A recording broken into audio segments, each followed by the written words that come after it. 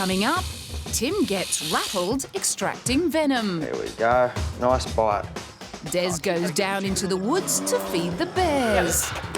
That is one of the weirdest sensations I've ever had.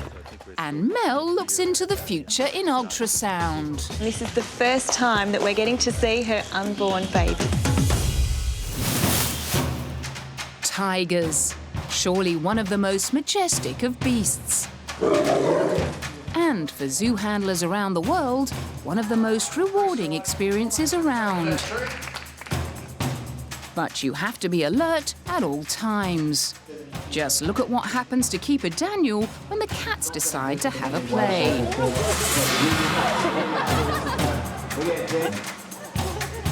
Hang on, Daniel, they're coming back for more. As fellow keeper Simon knows, you always need to be on your guard. It can take a toll from time to time, making sure you're always on the ball, particularly when the cats are looking to be a bit aggressive towards one another. So it's always tough when things aren't quite going so well, when you've got an injured animal or a sick animal. 11-month-old Gia is feeling a bit sore after an encounter with Mohan, one of the older tigers. She was a bit pushy towards Mohan. Wouldn't take no for an answer, so Mohan gave her a bit of a touch-up. Nothing too serious, but we thought it was important the vet check it out. In tiger terms, that can be serious business. It can mean deep lacerations or serious internal injuries. Vet Vera Nicholson checks the damage. So that's only a pretty small wound, yeah? Yeah, it's very superficial. Only a surface scratch. Gia won't need stitches, but you'll have a decent scar. It's pretty intimidating. Up close, you can see how big those teeth really are. You might even be able to see that she's got baby tooth on the top there, which is falling out. You've got an adult tooth coming in.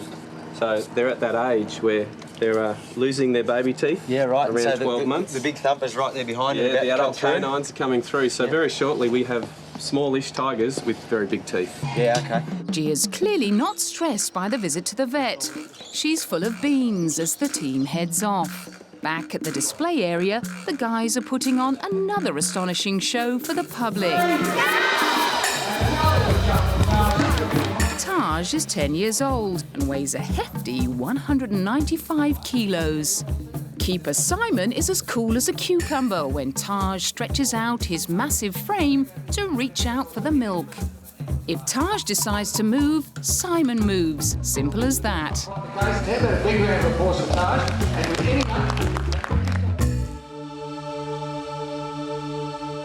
Another set of enormous teeth. It shows a lot of trust to put a hand that close to a tiger's mouth. There are only 400 Sumatran tigers left in the wild, and it's the devotion of guys like Simon and his team that's helping to save this beautiful species.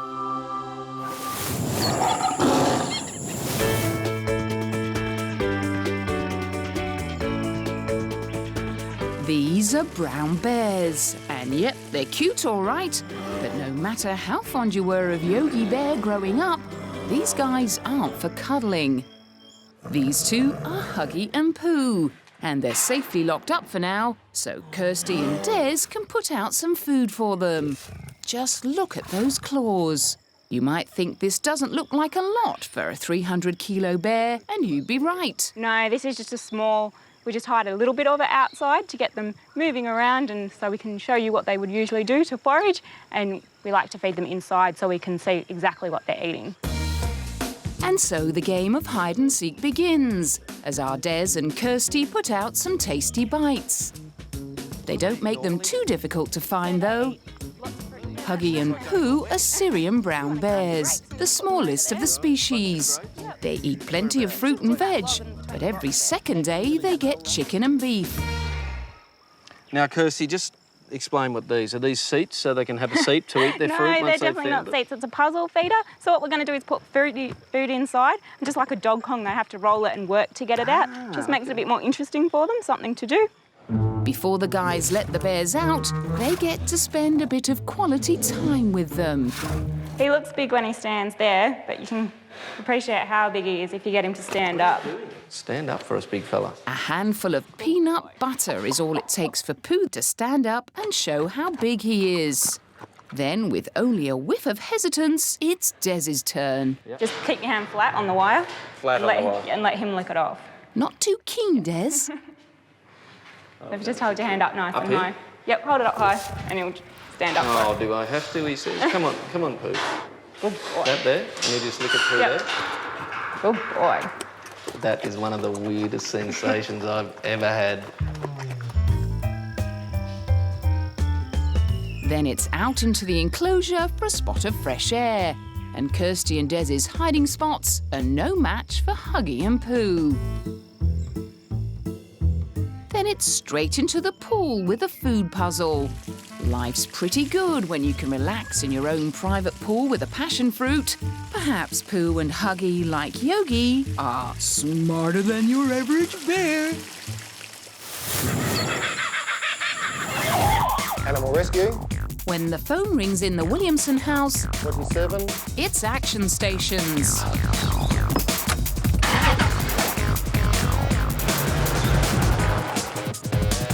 For animals in a tight spot, Hello? Nigel Williamson is a Superman without the Lycra undies.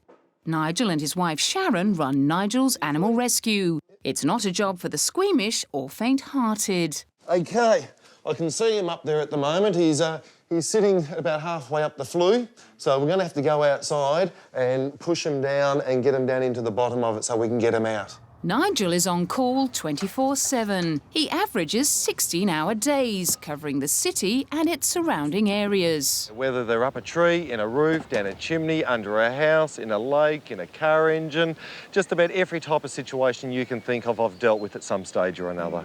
Okay, I think we've got him down already. Here we go. We've got one in there. Here she comes. There we go. Yes, we've got ourselves a little boy. Nigel releases the possum, blocks the flue, and the job's done. He makes it look easy. Okay, Mr. Possum, you stay up there and stay out of the chimneys. We've had horses in swimming pools, koalas on telegraph poles, snakes under houses and in buildings, and here goes my phone for the next rescue. Okay. Animal rescue. Nigel has rescued 30,000 animals to date, a fair few of them cats stuck in trees. You'll find that most animals, when they are stuck, when they know that they're stuck, they'll allow me to do amazing things to them to be able to remove them out of those areas. Okay, Rex. Hello, we've got you now, mate. Safe and sound. With the elusive cat in the bag, Nigel bounds down the tree in superhero style. Oh, there we go, guys. Here's Rex. Oh, thank you. Not a problem. 15 days has been the longest that I've had a cat up a tree for, and the highest has been about 130 foot. Don't do that again, Rex. Johnny. Hey, Johnny. Nigel's wife Sharon runs a wildlife shelter at their home. More than 100 animals are in care on their 2-hectare property out in the countryside. Okay, this is Fatso the frog. He came down from Queensland with a load of wood, and he's doing well, and he's quite large, as you see. While Sharon nurses the animals until they can be released, Nigel is up another tree, pursuing a wayward cocky named Ralph. Hello, Cocky.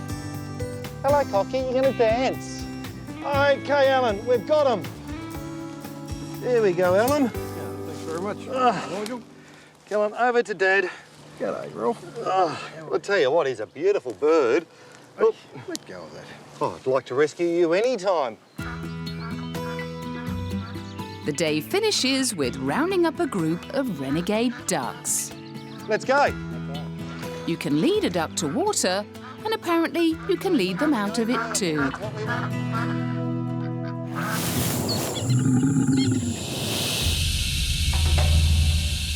Snakes and spiders. Oof. Just mentioning those words can send shudders of horror through some people. But what most of us don't realise is that to provide a cure for people that are bitten, first you need their venom to create anti-venom. Tim has a funnel web spider to milk. It's one of the world's deadliest spiders. The spider will rear up, he'll present his fangs, a droplet will form on the fangs, we get this cylinder, present the end of the fang, venom draws in, crystallises in the tube, and we send it away to have any venom made. There we go, have a look at that. Already sitting up. To get the most venom, Tim has to make this spider angry. Angry enough it wants to sink those fangs in. Come on, up you come. You can see the enormous fangs at the front. That's it. Look at the spider's reaction to me. If I was right in front of it, it would rear straight up. I'm to the side, so it's actually reared up to the side, and that indicates how good a vision they've got. Those massive fangs are what do the damage.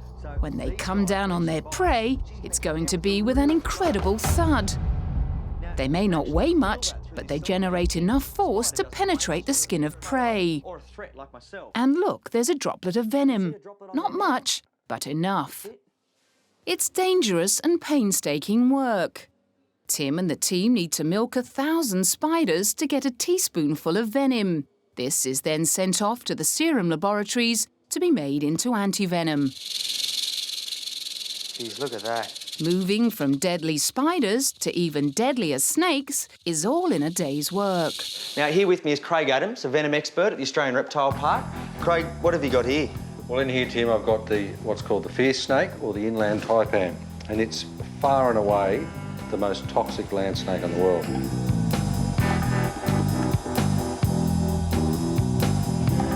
Now for one angry guy that always lets you know how he feels. Well, in here I've got one of the world's most dangerous snakes. Comes from America. Yeah? It's a western diamondback rattlesnake. Am I safe? Well, you're safe while the lid's on. Okay. Here we go. Listen to that. If you were to pick him up by the tail, with the strength and the muscle that looks in that body, I mean, he'd just be straight back up at your hand, wouldn't he? The noise is penetrating. Inside that head are fangs 2 centimetres long. It has heat-sensitive pits on its mouth, which are a bit like a missile guiding system. It's not going to miss. No. He's going to hit you every time. Point taken. We'll leave the rattler well alone. It's time to milk one of the local boys. This is a Chapel Island tiger. A little darker, a lot bigger. Do these guys normally produce a lot of venom, Craig? Yeah, they're the granddaddy of venom producers when it comes to tiger snakes. Just have a look at that big buffy head. Chapel Island tigers are found in an area right down off the south coast of Australia where it's rather cool. So these guys are black so that they can absorb more of the sun's heat, whether it be from a rock or direct rays of the sun. OK, now we'll grab a vial there. Now, you should open up there. There we go. Nice bite. Look at that venom dropping in. On average, Tim, Craig and the team will milk 200 snakes a week. Good for your drops. This venom's also sent to the serum laboratories to be made into anti-venom. Yeah. OK, so that's enough to certainly knock me over. He'll take care of us, no trouble. Yeah. Both of us, and a few more. Snake bites don't always make the news, but it's estimated hundreds of people are bitten every year, and it's anti-venom that saves their lives.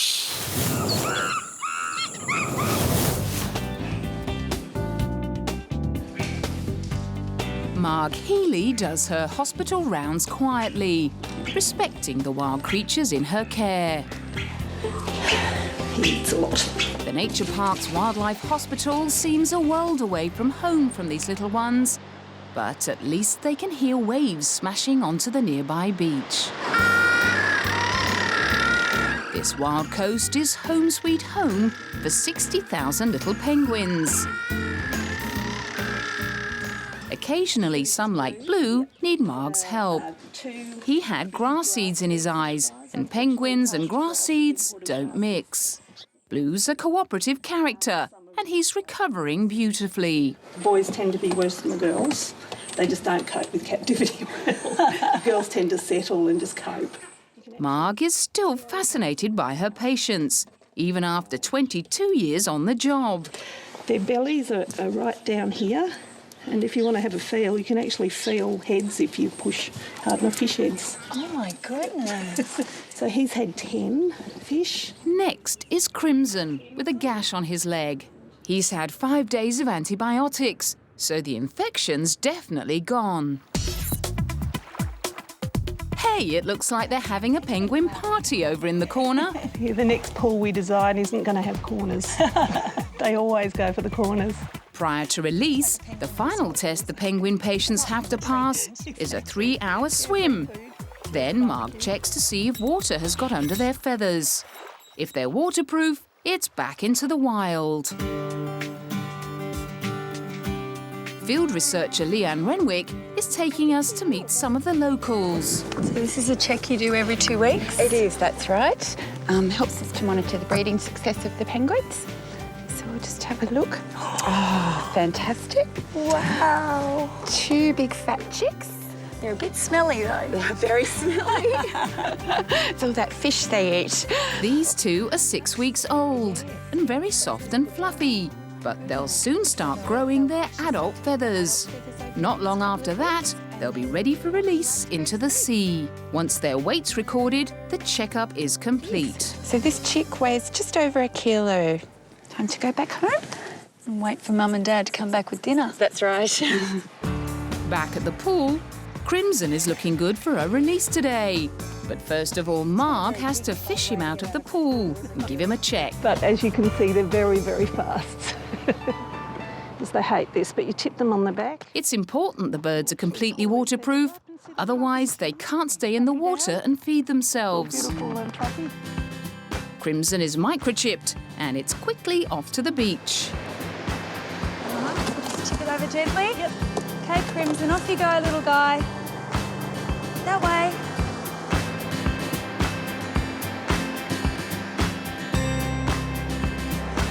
So, Mark, how do you feel when you see him swim off like that? Wonderful. Yeah, that's one I'm pretty sure is going to be fine, and hopefully we'll see him again.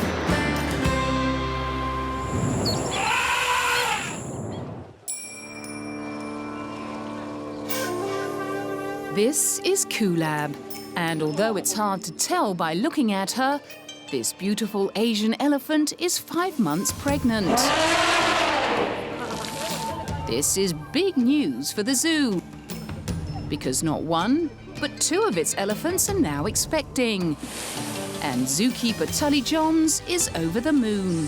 So much work goes into getting an elephant pregnant, and particularly with artificial insemination. So many hours work, so many people involved, that when we got the positive reading, I guess, it was just such relief, but also so much excitement.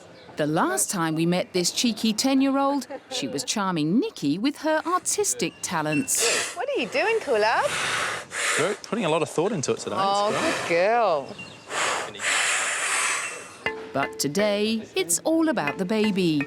And Mel is helping zoo vet Dr. Michael Lynch make sure Mum and Bub are doing well. First up, a blood test. Mel's warming Kulab's ear to make collecting blood easier. There's a girl. Oh, it's okay. oh, it goes in pretty easily, doesn't it? It does. So you can see a flash of blood there, but I've gone in and out, I think. There we go. Blood is collected every 2 weeks to make sure calcium, vitamins and hormone levels remain stable. Any changes can be harmful to Kulab and her unborn calf. I don't think she'll miss this. There's about 230 litres more of this stuff in there. Time now to check on baby.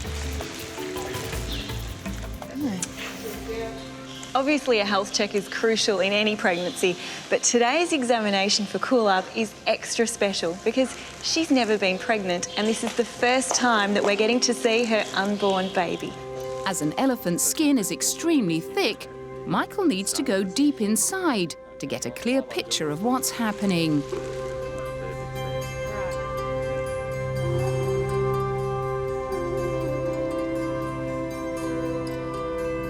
And there it is.